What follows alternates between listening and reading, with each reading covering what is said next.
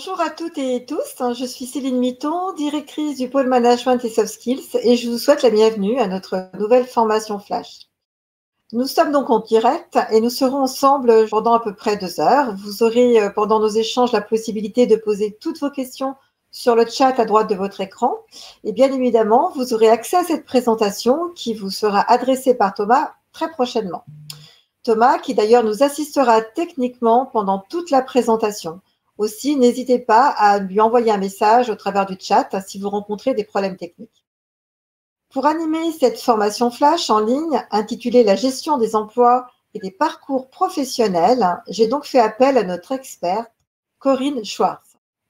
Mais avant de rentrer dans le vif du sujet, je vous propose de regarder notre vidéo pour vous présenter le groupe M2I et notre expertise depuis plus de 35 ans. Je vous retrouve juste après.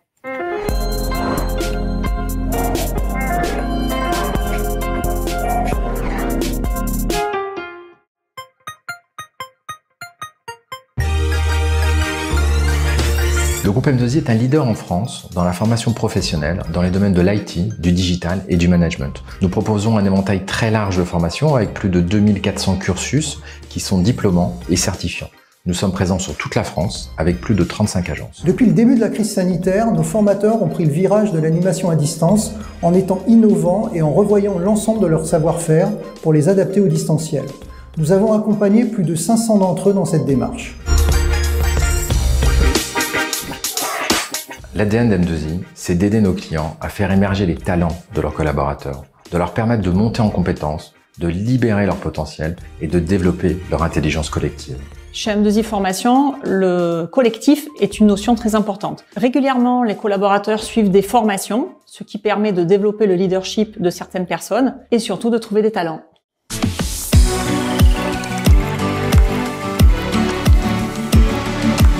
Ce qui me rend le plus fier, c'est avant tout la richesse, la diversité des talents et les qualités humaines de nos 250 collaborateurs et de nos 1400 formateurs experts qui partagent une envie commune d'entreprendre et d'innover pour apporter à nos 4000 clients la plus belle offre de services possible. L'innovation managériale est un vrai levier de transformation. 2 exemples. Le premier, la mise en place d'une plateforme collaborative et des outils distanciels. Cette modalité s'appuie sur des outils matériels et logiciels. D'abord des écrans tactiles collaboratifs qui remplacent progressivement le couple vidéoprojecteur tableau blanc. Ensuite une solution de visioconférence qui nous permet cette immersion visuelle et sonore qu'apprécient tant nos stagiaires distants. Ces outils ont transformé le management en gommant les contraintes du management traditionnel.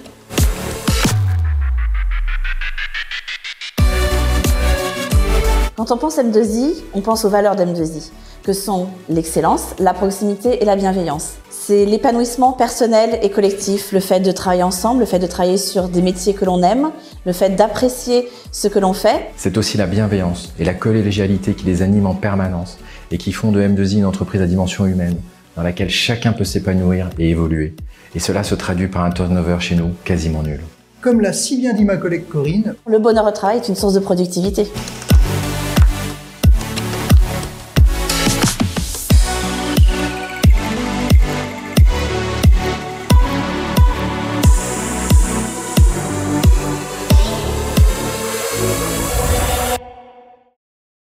Donc, comme vous avez pu voir au travers de notre vidéo institutionnelle, M2I, c'est plus de 400 formations.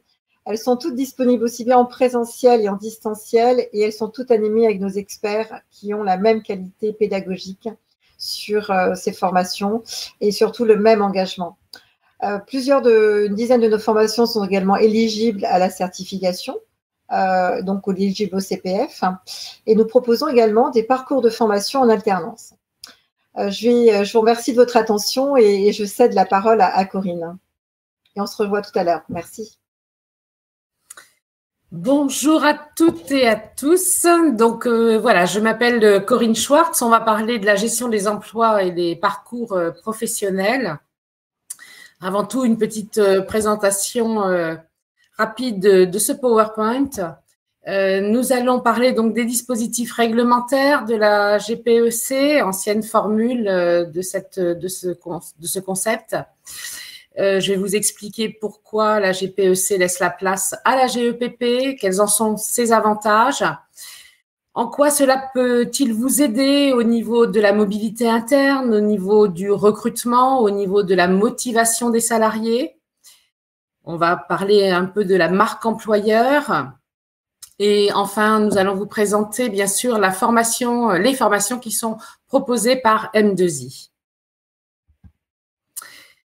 Donc, je suis consultante en entreprise industrielle et de services. Je fais à la fois du conseil, de la formation, du coaching. J'ai fait des diagnostics GPEC il y a quelques années qui étaient très à la mode lorsque la loi est sortie. On va en parler tout à l'heure. Je fais bien sûr de l'audit RH et du management de transition. Mes formations à l'origine en organisation et gestion de production, j'ai fait aussi différentes formations sur tous les outils qu'on va retrouver en RH qui, je pense, sont connus de certains, et entre autres la formation de coaching en entreprise, tout ce qui est bien sûr juridique, droit social, ainsi qu'une formation longue en énéagramme.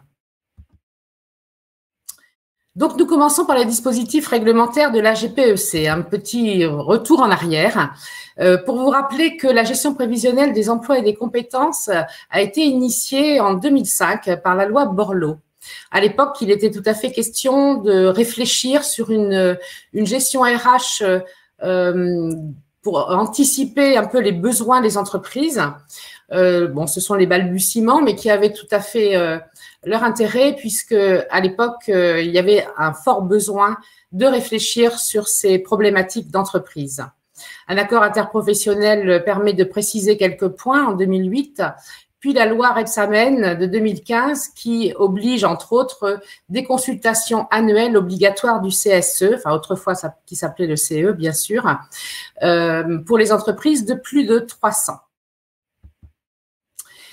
Effectivement, dans les années 80, le besoin d'une meilleure adéquation entre les ressources humaines de l'entreprise et les mutations de l'économie ont imposé cette gestion prévisionnelle. C'était un levier de compétitivité qui était très intéressant pour l'entreprise. Il fallait anticiper ces évolutions, à la fois en termes d'emploi et de métier, de compétences et de qualifications. Beaucoup de mutations dans les années 80, tout le monde s'en souvient. Les choses bougeaient énormément dans toutes les entreprises, qu'elles soient industrielles ou de services. Les démarches de GPEC étaient réalisées à 3 niveaux à l'époque, au niveau des branches professionnelles, au niveau des territoires, mais aussi au niveau de l'entreprise, qui est le sujet bien sûr qui nous intéresse le plus. Un petit mot sur ces différentes démarches GPEC collectives. Elles étaient tout à fait pertinentes pour avoir participé à certaines. On se rendait compte en fait que, je vais vous donner un exemple très concret, dans une zone industrielle par exemple, il y avait des besoins croisés. Donc une ouverture vers le voisin, la voisine dans cette zone d'activité qui permettait de se rencontrer entre RH et d'échanger aussi et de parler sur les besoins de compétences. Ces dernières années, les grosses difficultés de recrutement amènent les entreprises à ne plus se contenter d'attendre les fruits de la formation initiale, mais plutôt d'enclencher une gestion de compétences pertinente, facilitée par la formation continue. La formation initiale ne suffit plus à alimenter les entreprises. Il fallait bien sûr faire avancer, faire évoluer les choses. On va retrouver effectivement quelques limites dans la GPEC, un cadre qui était assez rigide, un décalage trop important entre les leviers d'action possibles de la gestion RH et les situations professionnelles des collaborateurs prises individuellement. Des remises en question parfois difficiles aussi pour le salarié. Confronté à un marché du travail au sein duquel les attentes évoluaient rapidement, il pouvait être mal vécu pour certains salariés de voir leurs compétences remises en question. Le manque de flexibilité de l'organisation. Les compétences étaient examinées en fonction d'un contexte donné. Or, le peu de flexibilité de cette organisation cantonne la démarche GPEC à un aspect purement utilitaire. On oubliait totalement les soft skills. Une faible anticipation aussi des évolutions du marché du travail, des secteurs d'activité, des mutations technologiques. L'impasse sur la fidélisation des collaborateurs dans un contexte accru de guerre des talents et une difficile implication des collaborateurs dans ces processus de changement. La GPEC laisse alors la place à la GEPP. Les ordonnances Macron de 2017 arrivent, ainsi que la loi du 22 août 2021, qui permet donc aux salariés de disposer des informations et des outils dont ils ont besoin pour être les acteurs de leur parcours professionnel. Voilà l'enjeu majeur. Cette employabilité qui est tant recherchée. Pourquoi la GPEC est remplacée par la GEPP? Il est clair que, selon les différents points que je viens d'évoquer, il était temps de faire évoluer les choses. Une gestion plus dynamique était préconisée. On parlait que de gestion prévisionnelle des compétences. Aujourd'hui, on parle d'une démarche bien plus proactive. En clair, la GEPP sert à évaluer et à gérer les compétences en étant plus orientée vers le capital humain des entreprises. Avec ce changement de cadre juridique et d'appellation, on ne parle plus que de compétences, mais de parcours professionnel. Cela change tout. L'objectif de la GEPP est de mieux anticiper les mutations à venir au sein de l'entreprise, établir un état des lieux des ressources humaines à disposition afin d'anticiper les besoins futurs de la société grâce à un plan d'action clairement défini. Concrètement, qu'est-ce que ça veut dire? Ça veut dire que cette GEPP, ces évolutions juridiques et la sensibilisation que le gouvernement souhaite faire auprès des entreprises est pertinente pour amener les entreprises à réfléchir et à regarder de plus près son capital humain. Concrètement, bien sûr, c'est réduire les difficultés de recrutement. Je pense que c'est beaucoup d'actualité aujourd'hui. Tout le monde en sera d'accord avec moi. Faire face aussi à un problème de pyramide des âges. Les entreprises sont parfois surprises d'ailleurs quand on leur fait cet exercice. Optimiser bien sûr les dispositifs de formation et inciter les salariés à les utiliser. Aujourd'hui, il y a beaucoup de dispositifs, les salariés ne les connaissent pas ou peu. Développer la qualification des salariés selon les réels besoins, se cantonner aux véritables besoins. Ça, c'est important aussi et c'est d'actualité. Valoriser les compétences individuelles ou collectives. Les salariés expriment aujourd'hui, je pense que l'actualité nous le confirme, combien ils souhaitent être reconnus. Accompagner bien sûr les changements dans l'organisation du travail pour optimiser les processus. Développer les mobilités professionnelles des salariés. L'entreprise a tout intérêt à gérer ses talents et à les garder. Favoriser l'implication des salariés aussi dans les projets. Anticiper l'adaptation des compétences aux emplois.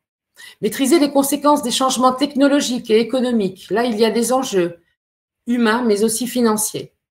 Améliorer la gestion des carrières pour fidéliser les talents. Réduire les risques, bien sûr, comme le climat social, et les coûts liés au déséquilibre RH. Vous constaterez qu'il y a beaucoup d'arguments qui peuvent confirmer le besoin pour les entreprises, qu'elles aient cette obligation ou non, de mettre en place une GEPP. Quels en sont les principaux leviers? Des étapes essentielles qui débutent par un état des lieux, bien sûr, c'est incontournable. On va aller regarder les besoins de compétences actuelles et à venir. On va aussi regarder de façon un peu plus large les évolutions prévisibles du secteur d'activité, des métiers de l'entreprise. On va étudier les attentes des salariés, exprimées ou non, la stratégie de développement, bien sûr, de l'entreprise que l'on doit recroiser à travers ces différents points, ainsi que les attentes des partenaires sociaux. Ensuite, une mise en œuvre ou un renforcement des dispositifs tels que les entretiens professionnels. Je fais le constat que malheureusement dans les entreprises aujourd'hui, les entretiens professionnels qui sont donc obligatoires tous les 2 ans ne sont pas toujours bien organisés. Quel dommage parce qu'il y a beaucoup d'intérêt pour l'entreprise de les organiser, à la fois pour les salariés, mais aussi pour toute cette valeur ajoutée tous ces indicateurs qui sont évoqués lors de ces entretiens. Enfin, bien sûr, une exploitation intelligente des résultats. Il est évident que après l'état des lieux, un certain nombre d'indicateurs vont être ressortis. Les personnes au service RH ont tout intérêt à exploiter régulièrement ces résultats en les orientant, bien sûr, en fonction de la stratégie de développement de l'entreprise. Quels en sont les avantages aujourd'hui? Une meilleure gestion des compétences, C'est une démarche qui permet d'adapter à court et moyen terme les emplois, le capital humain, la gestion des talents et les compétences aux exigences issues de la stratégie des entreprises et de l'évolution de leur environnement économique, technologique, social et juridique. Cette approche permet ainsi d'accompagner le changement en mettant la compétence au cœur des processus RH pour appréhender collectivement les questions d'emploi et de compétences et construire des solutions transversales répondant simultanément aux enjeux de tous les acteurs concernés, les entreprises, les territoires et bien sûr les salariés. Un petit rappel sur le mot compétence, qui d'ailleurs n'est pas tout à fait défini juridiquement. 3 formes de compétences, le savoir, toutes ces connaissances théoriques qui peuvent être nécessaires au poste, le savoir-être qu'on appelle soft skills, les compétences comportementales et attitudes attendues pour le poste. Enfin, bien sûr, le savoir-faire, les hard skills, compétences techniques et maîtrise des outils utilisés pour exercer le métier. Aujourd'hui, le raisonnement des entreprises est plutôt orienté savoir-faire. Le savoir-être est très souvent oublié de toutes nos fiches d'emploi, fiches de compétences. Or, nous savons tous que le savoir-être est très important aujourd'hui puisqu'il conduit le salarié à un comportement, à une forme d'utilisation de son savoir-faire. Le savoir-faire ne suffit plus. Le savoir-être commence à dominer dans certains raisonnements. Lorsque l'on parle par exemple de processus de changement, est-ce sur les savoir-faire que l'on va miser? Je pense que tout le monde sera d'accord avec moi, ce sera plutôt sur les savoir-être. La GEPP est effectivement une aide à la motivation des salariés. Le dialogue social est renforcé. Les textes juridiques, d'ailleurs, le recommandent. Des perspectives possibles pour les salariés grâce à un suivi personnalisé. J'attire votre attention sur ce point-là. Ce suivi personnalisé, c'est une attente des salariés. Les salariés ont besoin de voir les perspectives qu'ils peuvent avoir dans l'entreprise et les chances, les moyens que l'on va leur donner à disposition pour s'épanouir au sein de leur travail, au sein de leur poste, mais aussi s'épanouir dans leur carrière. Une valorisation, bien sûr, des compétences transverses, une participation active de l'encadrement pour un manager ajusté, un encadrement plus agile, une reconnaissance ressentie par les salariés. C'est un point majeur actuellement. Une amélioration de son employabilité. Vous allez peut-être me dire, mais attention, peut-être que les salariés vont avoir envie de partir. Non, non, non, il ne faut surtout pas avoir ce raisonnement-là. L'employabilité des salariés confirme qu'effectivement, chaque salarié va être reconnaissant derrière ce partenariat avec l'entreprise. Bien au contraire, ça sera gage de fidélisation.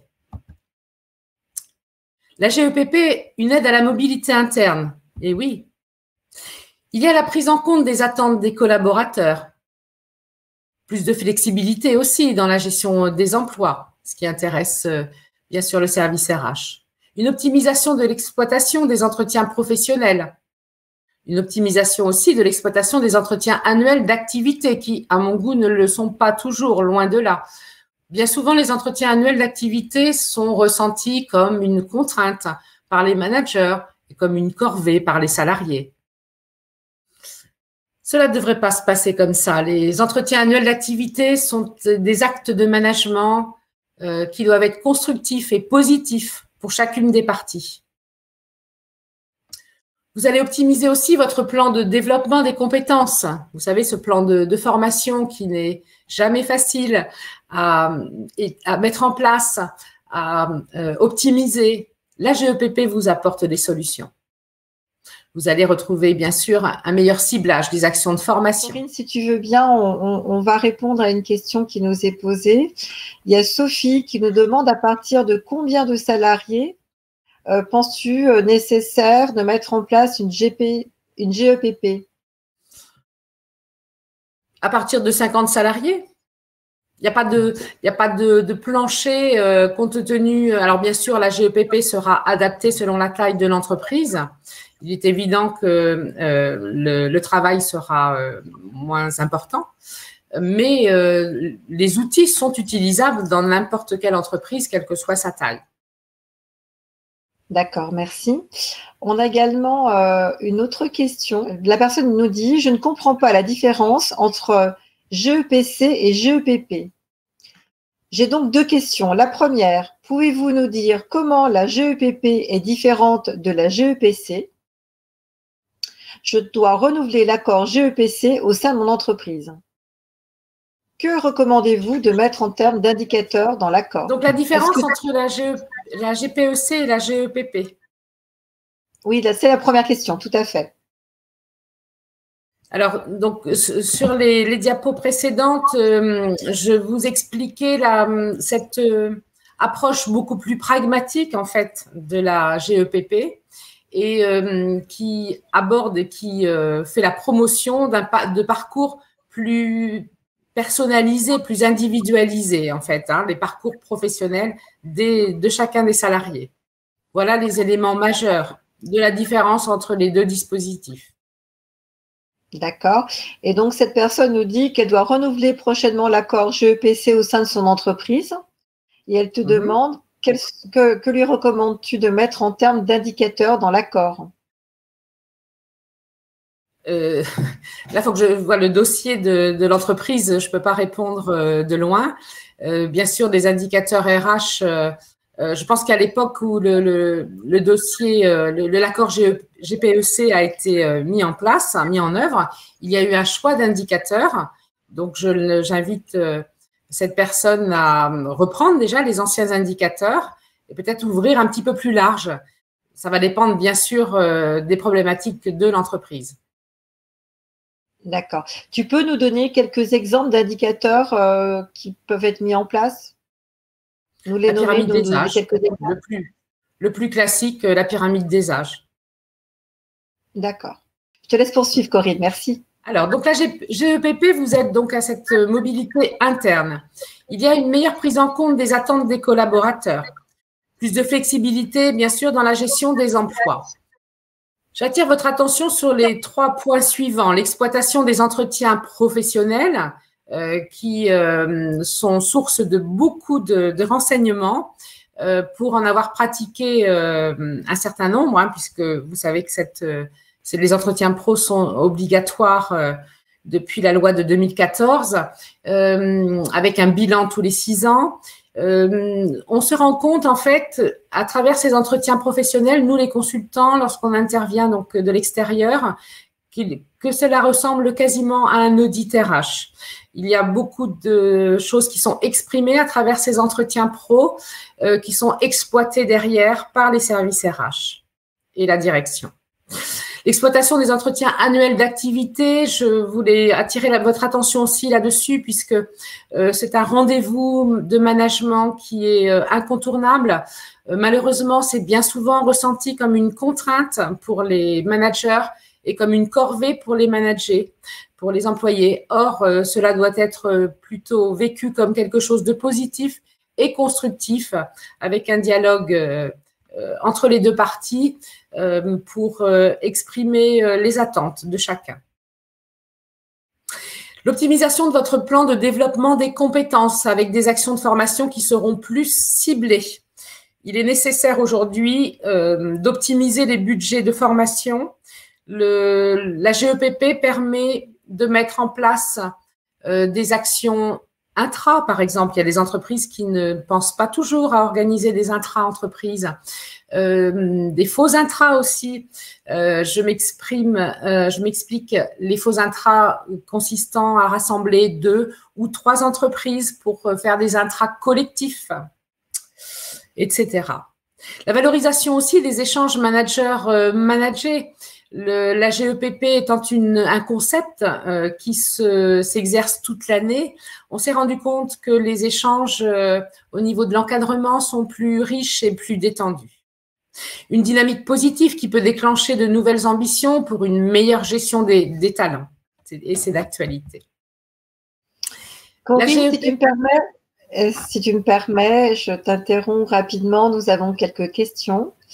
Oui. Sylvia qui nous demande si tu peux lui donner des exemples d'outils qui permettent de mettre en place une GEPP.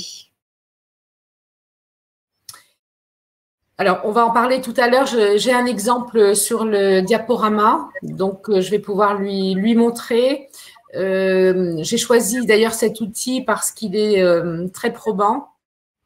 Il consiste à travailler sur le référentiel de compétences de l'entreprise, avec des tableaux de polyvalence, par exemple. Voilà pour la réponse. C'est un exemple tout à fait concret pour une entreprise de mettre en œuvre un tableau de polyvalence par secteur. D'accord. Donc, on va attendre que tu poursuives la présentation. Également, Marie-Charlotte qui nous demande, pour les entretiens pro, l'obligation pour l'employeur est de former ses salariés tous les 2 ans ou 6 ans. Pas de former, d'effectuer des entretiens professionnels. La loi de mars 2014 préconise qu'il y ait un entretien tous les 2 ans par salarié, où le délai peut être rétréci si la personne s'est absentée pour un long congé une longue absence, tel un congé sabbatique par exemple, et un bilan est demandé tous les 6 ans. D'accord. Et en termes de formation, peut-être pour préciser la question de Marie-Charlotte, en termes de formation, est-ce qu'il y a une obligation de former régulièrement des salariés? Tout à fait. Tout à fait. La loi prévoit que le salarié doit avoir une offre de formation, une possibilité de promotion interne. Dans les entreprises aujourd'hui, ce n'est pas tout à fait bien mis en place. Néanmoins, la loi le prévoit, c'est écrit noir sur blanc. D'accord. Mais il y a une périodicité obligatoire? Est-ce que c'est tous les ans, tous les 2 ans, tous les 3 ans, par exemple? En 6 ans, il doit y avoir au moins une action qui a été mise en œuvre. D'accord. Très bien. En 6 ans. Merci. La question suivante nous dit, j'ai compris que la GEPP était plus pragmatique. Cependant, comment faire un parcours personnalisé des collaborateurs quand on a un nombre important de salariés? 650 dans le monde. Quels sont vos conseils? Alors effectivement, quand géographiquement ils sont un peu étalés, ça peut compliquer un peu les choses. Néanmoins, avec les moyens de communication d'aujourd'hui, il y a des possibilités bien sûr de pallier à ces inconvénients. L'esprit, le principe de ce parcours personnalisé qui est donc évoqué dans la loi n'indique pas forcément un parcours systématique individualisé, mais plutôt une possibilité de parcours professionnel, de parcours personnalisé, pardon.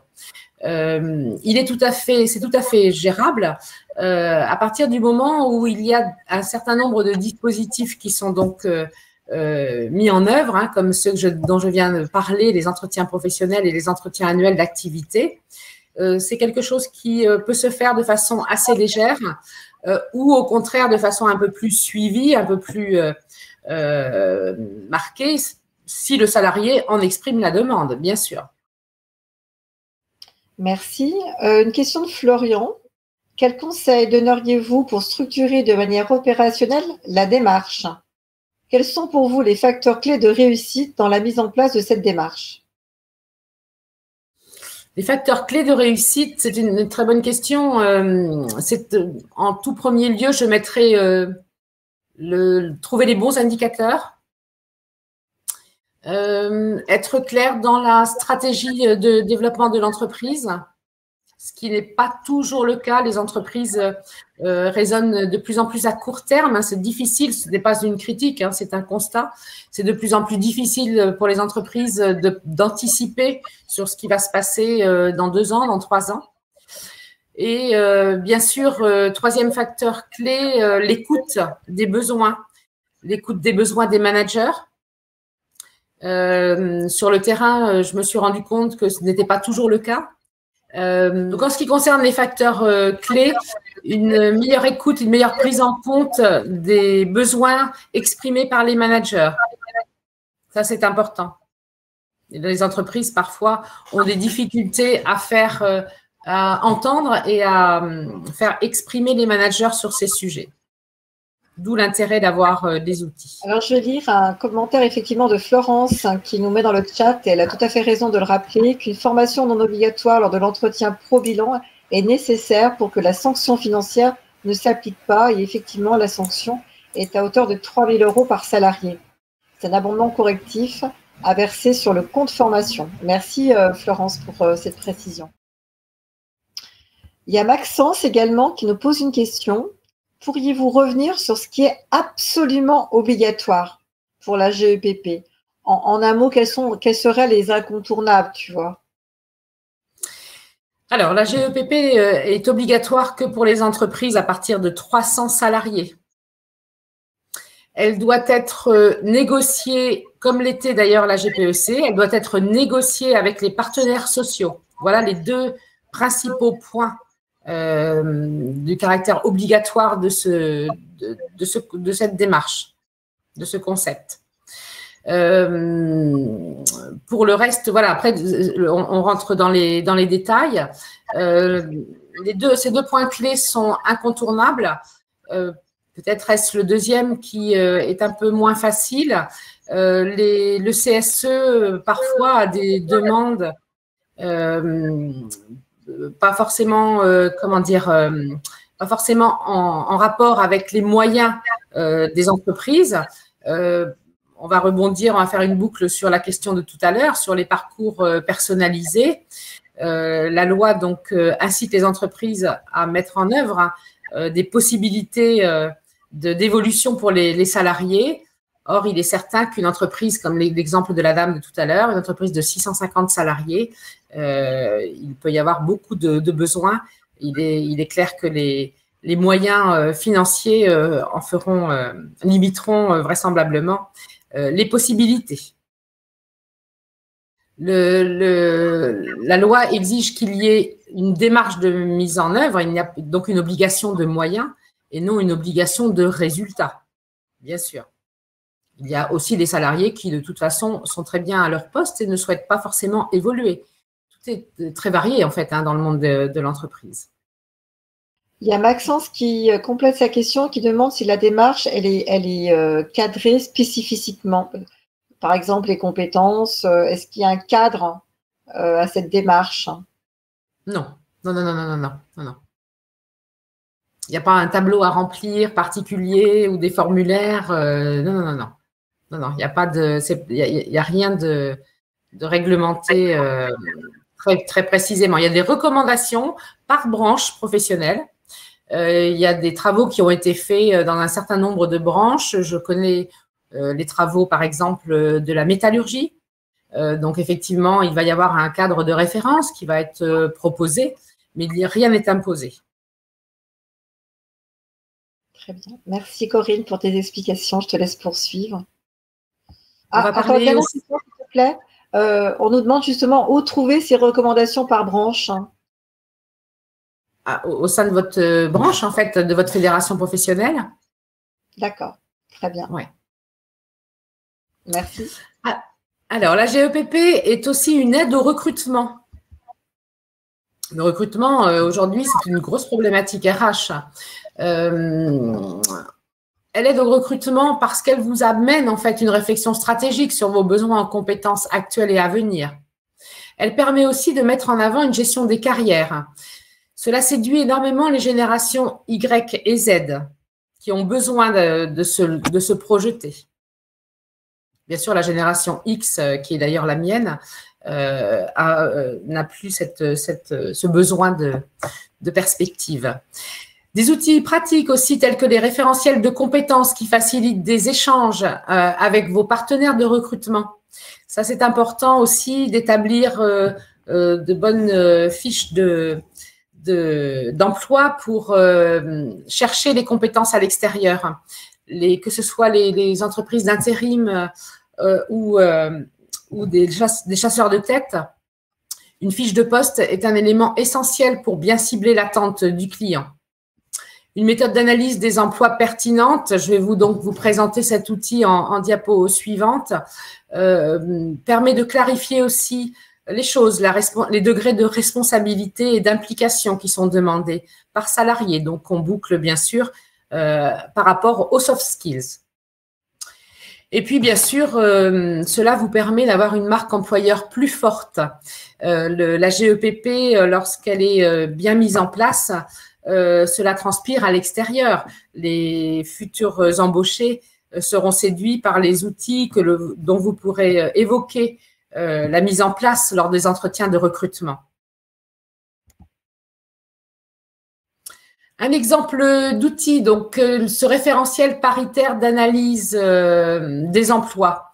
Il a été fait par la métallurgie. Il permet de créer de travailler sur les fiches emploi avec une autre approche beaucoup plus concrète et pertinente.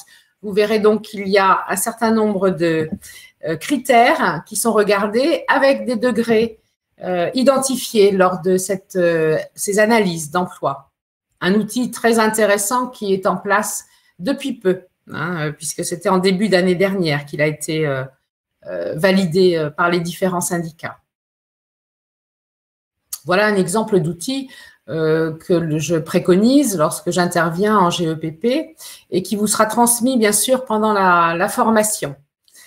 Chaque entreprise pouvant bien sûr s'en inspirer ou le modifier selon ses souhaits.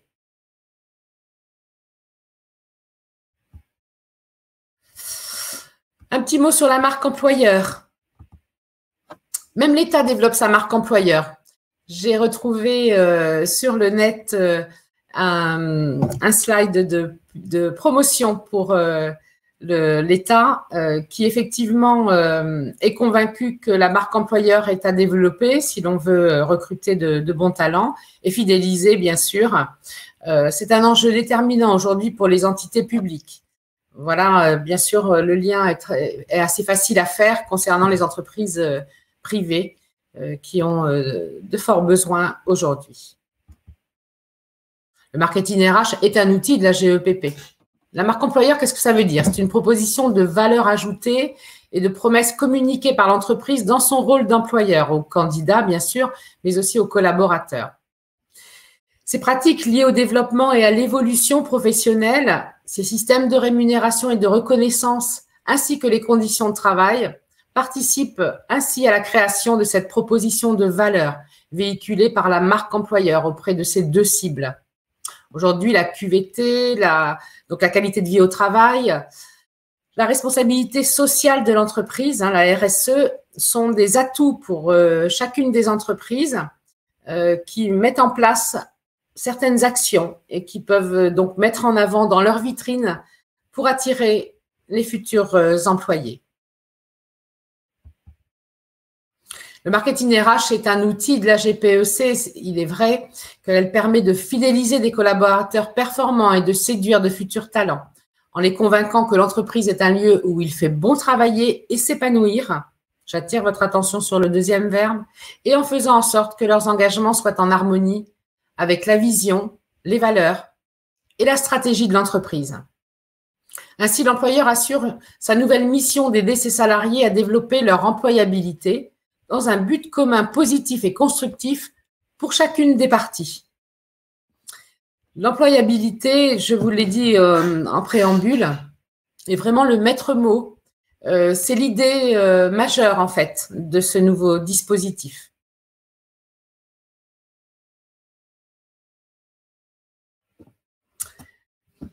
Voilà, y a-t-il des questions?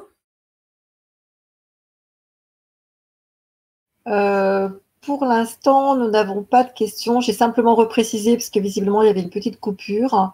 J'avais reprécisé à Hélène que les informations en rapport avec son activité, son secteur d'activité, elle pouvait les obtenir auprès de sa fédération professionnelle. Je crois que c'est ce que tu lui as conseillé. Tout à fait. Alors, Corinne, est-ce que tu sais également si les OPCO interviennent à titre de conseil justement on sait que les OPCO aujourd'hui sont placés par par branche également? Oui, tout Est-ce à que les fait. OPCO pourraient également… J'ai omis d'en parler. Effectivement, les OPCO sont des acteurs de la GEPP. Ils connaissent bien leur secteur. Ils connaissent bien les problématiques des entreprises adhérentes. Il est évident, bien sûr, autrefois d'ailleurs, les GPEC collectives étaient initiées par les OPCO. On les appelait les OPCA à l'époque. Tout à fait. J'ai également une question. Lors de la mise en place d'une GEPP, quelle est la toute première étape à suivre?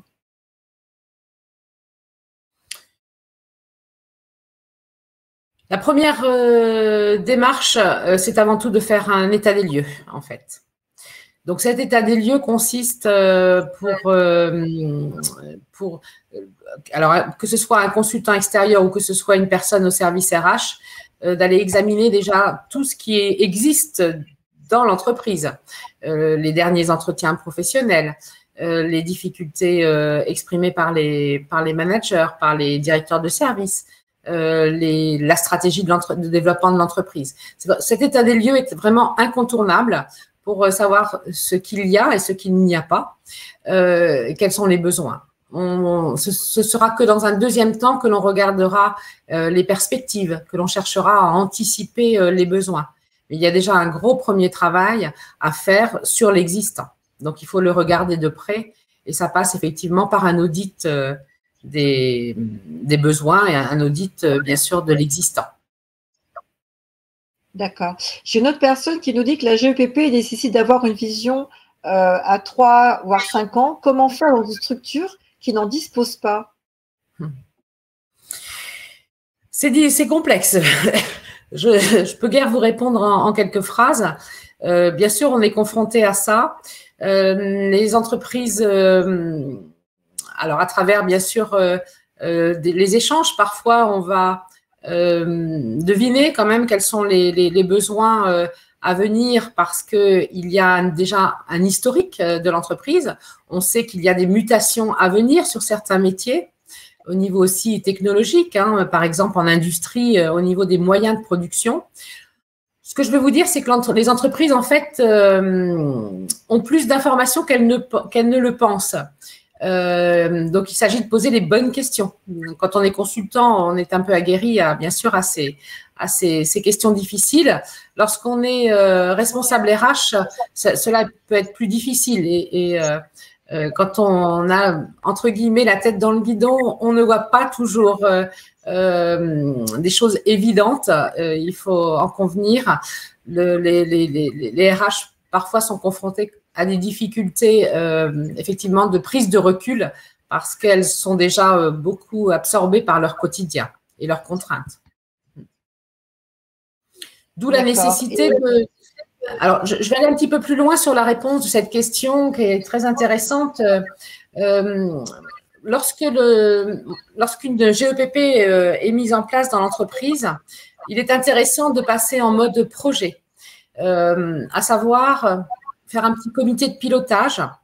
L'entreprise n'a pas besoin de mettre beaucoup de personnes, mais ce qui peut être intéressant dans cette démarche de l'aborder en mode projet, c'est d'inclure un candide. Je m'explique, d'inclure un chef de service lambda, pas forcément le service processus clé de l'entreprise. Au contraire, ça peut être un responsable de service, d'un service support. Ça permet de travailler, de réfléchir ensemble et de prendre un peu plus de recul. Cette prise de recul est vraiment nécessaire et c'est peut-être le plus difficile, effectivement, pour les salariés d'entreprise. Lorsqu'on passe en mode projet, ça permet de faire participer des gens qui peuvent se révéler être très utiles, en fait, dans la démarche. Alors, bien sûr, vous avez les partenaires sociaux qui sont invités à se joindre autour de la table.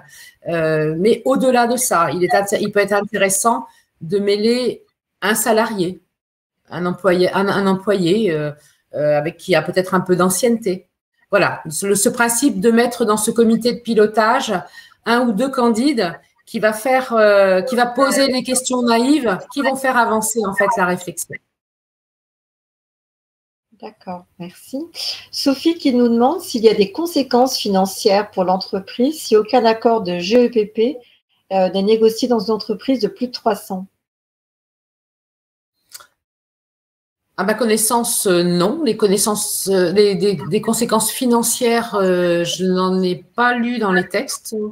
Par contre, un rappel à l'ordre de la direction du travail, oui, ça c'est certain. C'est certain. Puisque c'est une obligation pour les plus de 300. Hein.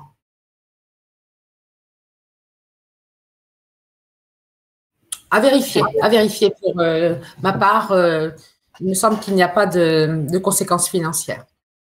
D'accord. J'ai une personne également qui nous avait demandé un peu plus tôt s'il y avait un ouvrage de référence, un livre que tu pouvais lui recommander sur ce sujet. Je l'invite à nous laisser ses coordonnées et je lui enverrai un mail pour lui indiquer. Je n'en ai pas qui me viennent à l'esprit. D'accord, très bien. Également, Julie, la validation du plan de GEPP par le CSE est-il obligatoire pour les entreprises de moins de 300 salariés? Il n'y a pas d'obligation pour les entreprises de moins de 300 salariés, sauf si elles ont un établissement de plus de 150 salariés en France et qu'elles font plus de 300 dans le monde. D'accord. Et ce que tu disais précédemment, c'est que quand même tu recommandais de le mettre en place au-delà de 50 salariés. Quand c'était possible. De toute façon, pour l'ensemble des auditeurs, mon message est le suivant. Il est vraiment intéressant de mettre en place cette GEPP. Vous pouvez faire des choses très, très simples. La GEPP, c'est à la fois un état d'esprit, une démarche. Au-delà du concept, c'est avant tout une façon de gérer les ressources humaines légèrement différentes, plus concrètes, plus pragmatiques, avec des outils. Que vous ayez envie d'aller au bout de cette démarche GEPP ou pas, l'essentiel dans la formation est abordé et chacun peut puiser les aspects qui les intéressent. C'est pourquoi moi, je voulais absolument faire un focus sur ces trois aspects importants, ces trois arguments importants sur les avantages de la GEPP, donc à la fois sur la motivation des salariés, le recrutement et la mobilité interne. Chaque entreprise en dessous de 300 salariés est tout à fait libre de prendre et de laisser ce qu'elle souhaite. La démarche est intéressante particulièrement sur les outils qu'elle préconise et c'est là où chaque entreprise peut effectivement y voir une forte valeur ajoutée. Valérie qui nous demande, y a-t-il des éléments obligatoires à faire figurer dans l'accord GEPP? Des éléments obligatoires, oui, bien sûr. Il y a un cahier des charges, il faut reprendre le texte de loi et entre autres les indicateurs, bien sûr, d'évolution des emplois, la pyramide des âges, etc. Il y a un certain nombre d'indicateurs RH qui sont qui sont tout à fait logiques à faire valoir, effectivement, à faire figurer, sur l'accord GEPP, mais comme c'était déjà le cas sur les accords GPEC. Oui, oui. Bien sûr. D'accord. Et Florian nous demande, donc nous pose une question pratico-pratique, question souvent posée par ses salariés apparemment. Une fois la démarche GEPP engagée, quels sont les livrables, quels sont les outils? Alors, les outils, ça peut être par exemple une fiche d'emploi telle que l'outil là que je vous ai présenté tout à l'heure. Qui peut être retravaillé avec cette approche très concrète que je vous ai présentée donc en diapo précédente. Voilà, quels sont les outils. Est-ce qu'il peut être plus précis dans sa question? Entre-temps, Nicolas te pose une question. Faut-il être certifié pour accompagner une entreprise sur la démarche GEPP en tant que consultant externe? À ma connaissance, non, mais je mets une petite réserve parce que sur des appels d'offres qui ont été faits par certains OPCO, il a été réclamé, j'ai entendu dire qu'il a été réclamé effectivement un certain nombre de critères pour accepter que tel ou tel consultant agisse sur des GEPP collectives, des GPEC collectives à l'époque. Après, au niveau réglementaire, non, il n'y a pas de… Un consultant peut intervenir en RH, quel que soit le sujet, sans être habilité ou certifié de quelque part. Sur la GEPP, d'accord, très bien. Bon, je te laisse avancer parce qu'on reprendra les questions juste après. Continuez néanmoins, si vous voulez bien, à poser vos questions sur le chat et puis on reviendra sur vos questions. Je te laisse. Alors, deux formations disponibles au sein de M2I. Une première formation sur la gestion des emplois et des parcours professionnels, formation de 3 jours, très complète. Elle permet à la fois de regarder l'aspect stratégique de cette démarche, avec une réflexion et des pistes qui sont abordées pendant cette formation. Et bien sûr, le deuxième volet très important qui concerne tous les outils que l'on va retrouver. Un petit rappel aussi sur les différents dispositifs de la formation qui existent, différents dispositifs aussi accessibles au CPF. Les stagiaires parfois ne connaissent pas toutes les clés, tout ce qui existe. Voilà, une formation très complète de 3 jours. La deuxième formation, développer sa marque employeur, une formation un petit peu plus courte sur 2 jours, au sein de M2I, qui permet à la fois une réflexion sur cette marque employeur, mais aussi des outils pour aider au recrutement.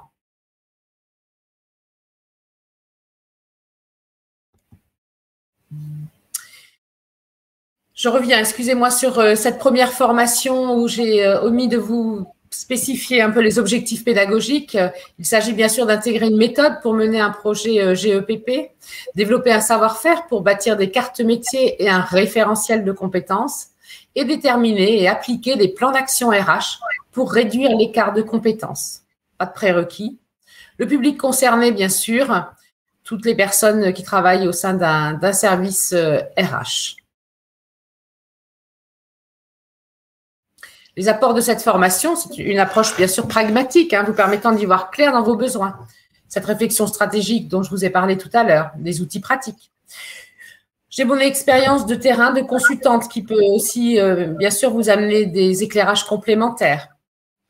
Un éclairage sur les obligations des entreprises de plus de 300 salariés, purement juridiques. Un plan d'action à mettre en place.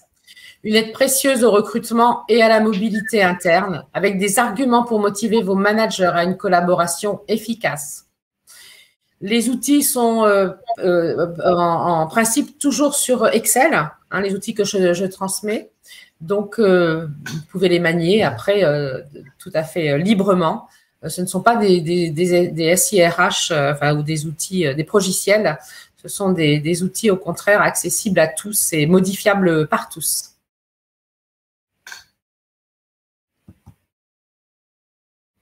En conclusion, la GEPP sonne le glas d'une gestion rigide des compétences d'autrefois. Cette approche à 360 degrés a pour ambition de créer des conditions optimales d'un meilleur engagement collaborateur. Elle replace donc ce dernier au cœur des réflexions stratégiques de l'entreprise.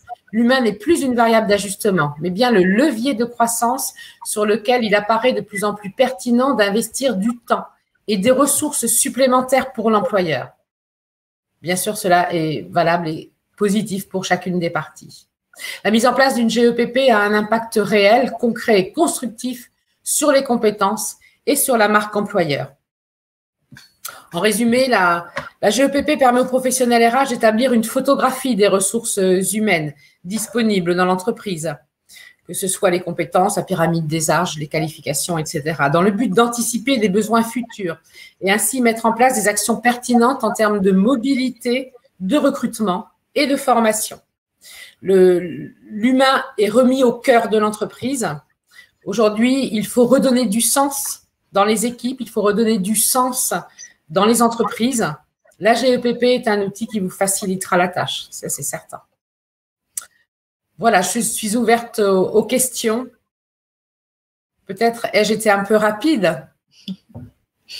En tout cas, pour l'instant, nous n'avons pas de nouvelles questions posées. On a vu quand même qu'il y avait beaucoup de questions autour des outils, hein, des obligations et des outils à mettre en œuvre. Je pense que si, c'est un vrai questionnement de la part des participants. Bon, beaucoup de personnes qui te remercient également pour ton intervention. On attend 2-3 minutes. Je propose peut-être que les gens s'expriment sur ce qu'ils retiennent. Est-ce que pour eux, la GEPP est plutôt une aide à la mobilité, une aide au recrutement ou une aide à la motivation des salariés? Votre retour m'intéresse. Je vois qu'il y a une participation active que Céline va pouvoir me développer. Oui, en fait, Marie nous dit, par exemple, c'est tout cela à la fois, en fait, que tout ce que tu viens de citer, effectivement, Marie acquiesce. Hélène nous dit une aide à la mobilité en premier, puis la motivation.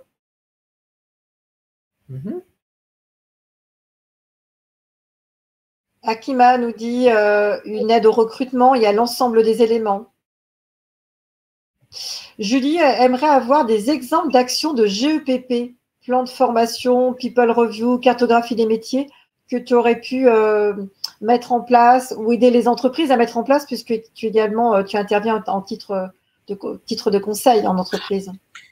Alors, un petit exemple type assez facile à mettre en œuvre, une démarche VAE. La VAE, donc la validation des acquis de l'expérience, loi de 2002, qui permet aux salariés de diplômer leur expérience. On peut tout à fait mettre en place une démarche collective, puisque derrière cette démarche, il y a à la fois de la méthode, donc la personne du service RH ou le consultant extérieur peut préconiser bien sûr la méthodologie, et il y a un travail individuel pour les salariés concernés, demandeurs. Mettre en place une VAE collective, c'est motiver les gens à rentrer dans cette démarche.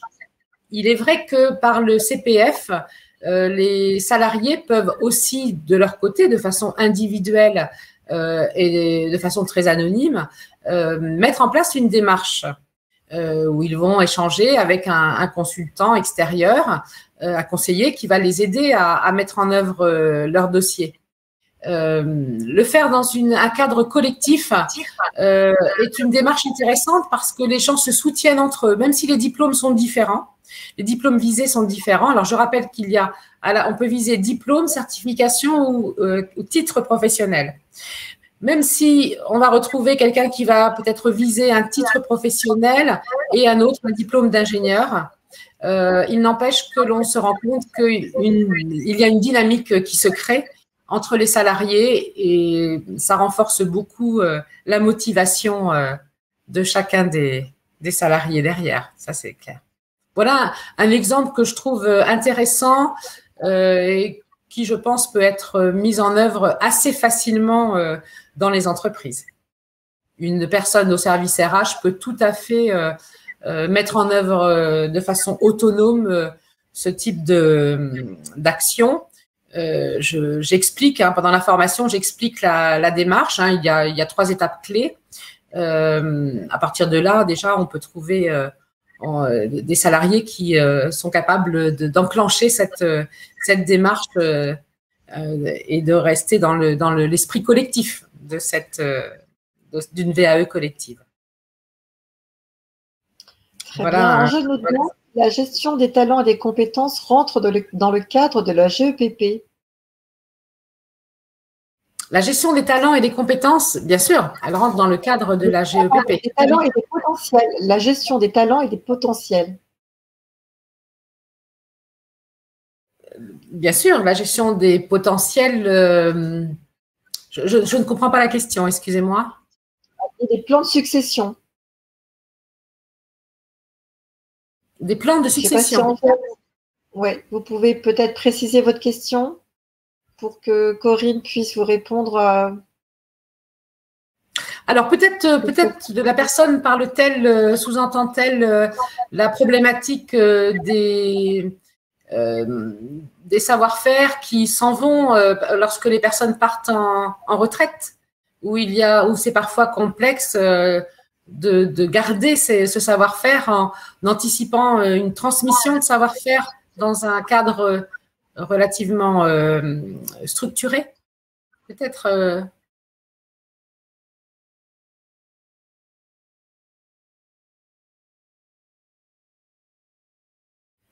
Donc, elle répond oui. Est-ce qu'il est le lieu dans l'accord GEPP de parler des potentiels et des éventualités de carrière qui peuvent leur être ouvertes? Alors, comme j'expliquais tout à l'heure, je vais développer un peu plus. En fait, l'état d'esprit de cette loi incite les entreprises à développer à mettre en place des actions pour remplir cette obligation de moyens. En aucun cas, on va rentrer dans les détails sur ces accords.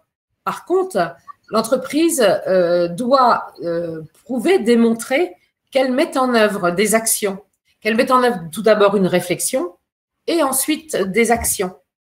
L'accord GEPP peut prévoir, par exemple, donc la transmission de savoir des départs à la retraite, des actions de formation interne qui peuvent être structurées, comme par exemple, systématiquement, une fois par an, on met en œuvre une formation de tuteur au tutorat, une formation à la formation interne pour ces personnes qui parfois pédagogiquement ne savent pas toujours bien s'exprimer, présenter et transmettre donc ce savoir-faire dans les meilleures conditions.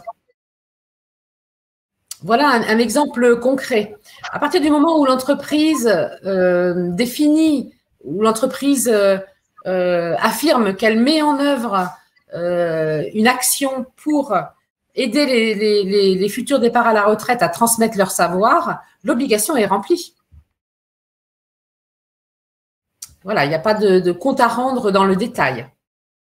C'est vraiment une obligation de moyens, en fait, hein, et non pas une obligation de résultat. Alors, bien sûr, si les moyens sont en adéquation avec les besoins, les résultats viendront derrière. Mais l'État, le gouvernement ne va pas taper sur les doigts des entreprises sur les résultats. Hein. Si c'est ça la question, il ne faut pas s'inquiéter là-dessus. Pour l'instant, ce n'est pas le cas. Ce n'est pas le cas. C'est vraiment un cahier des charges de recommandations. Et ce qui est vraiment imposé, bien sûr, c'est le partenariat avec la collaboration avec les partenaires sociaux. Ça, c'est un cadre imposé, hein, par contre. Ça, c'est clair. D'accord, très bien. Il y a Véronique qui précise également, la GEPP permet de valoriser l'humain avec une vraie réflexion collégiale sur les ressources humaines, valorisation des compétences et motivation. Tout à fait, vous avez entièrement raison, Véronique, c'est très bien synthétisé dans votre message. Tout à fait. Tout à fait. C'est vraiment très concret. J'incite les entreprises, ne vous faites pas peur avec le concept, surtout pas. Bien au contraire, prenez dans cette démarche des outils qui peuvent être intéressants pour le fonctionnement de l'entreprise, pour le devenir de l'entreprise en termes RH. Il n'y a pas d'obligation pour les moins de 300 de mettre en œuvre des accords, mais profitez au contraire des avancées. Depuis la GPEC, il y a eu beaucoup de choses qui ont été réfléchies, qui ont été travaillées, qui ont été mises en œuvre dans les entreprises. Il y a donc déjà une expérience de terrain conséquente. Vous pouvez avoir des interlocuteurs tels que les OPCO qui peuvent vous donner un certain nombre d'indications à ce niveau-là. Prenez les outils, tout ce qui a été mis en œuvre, prenez ça comme des outils, quelque chose qui va vous faciliter la tâche. Aujourd'hui, la grosse problématique du recrutement, j'y reviens à nouveau, mais elle est importante, fait que les RH ont parfois, j'entends ces derniers temps, les RH me dire mais j'ai l'impression de faire que ça, du recrutement, et puis c'est difficile, et puis j'y arrive pas sur tel ou tel métier, c'est compliqué. La GEPP va vous aider à structurer un peu tout ça et vous apporter de la souplesse dans ce processus, vraiment. Et ça, c'est vraiment pas négligeable parce que les choses ne vont pas s'arranger la semaine prochaine, loin de là. Il y a un problème démographique, il y a un problème de formation initiale. Enfin, je ne vais pas faire une conférence sur les problèmes de recrutement, mais je pense que l'ensemble des auditeurs les connaissent, puisque c'est énormément évoqué en plus par les médias actuellement.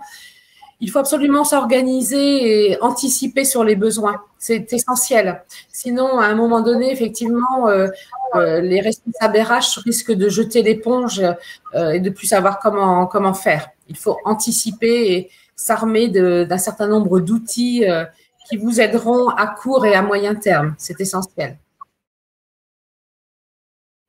Merci pour tes conseils. Également Catherine qui précise que même pour une start-up, il est important de s'en inspirer pour éviter des erreurs de gestion. Je pense que Catherine a tout à fait raison.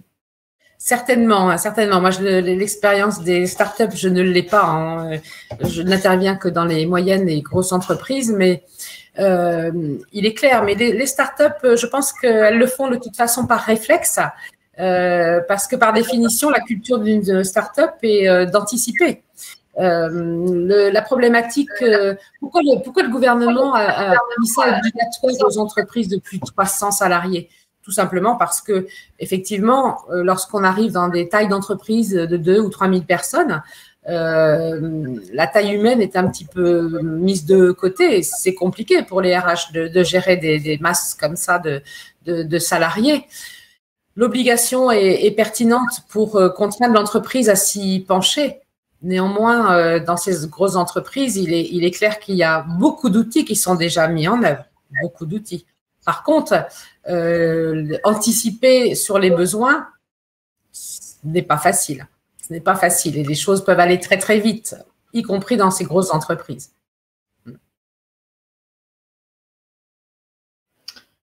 On vous laisse poser encore des questions si vous en avez. En tout cas, merci Corinne pour ton animation, que nous avons visiblement tous trouvé très intéressante puisque nous avons beaucoup de personnes qui te remercient pour ta présentation. Tu nous as donné beaucoup de pistes de réflexion qui sont également très intéressantes, qu'on vous propose également de développer lors de nos formations. Bien évidemment, les formations présentées ce matin seront animées par Corinne. Prochainement, vous aurez sur notre replay également les dates de cette session de formation. Comme vous avez vu, nous avons développé des formations qui sont en lien avec ces sujets pour vous permettre justement de vous approprier ces nouveaux concepts et de développer ainsi de nouvelles compétences. Elles s'adressent à tous les publics et tous les niveaux dans l'entreprise. Je ne vois pas d'autres questions. Donc, comme le disait Thomas dans le chat, vous allez avoir accès à notre replay. Désolée pour toutes les personnes qui auront malheureusement eu des petits problèmes de connexion. J'ai vu des problèmes de son quelquefois. Donc, voilà, vous pourrez, Thomas vous enverra le replay complet. Vous pourrez revisionner si vous le souhaitez ce webinaire. Apparemment, pas d'autres questions, Corinne. Donc, notre webinaire se termine. Merci à tous de nous avoir suivis et surtout, nous espérons vous revoir très, très bientôt. Merci, Corinne. Merci à tous pour votre participation et vos questions intéressantes. À bientôt. Je vous souhaite une très agréable journée. À très bientôt. Au revoir. Au revoir.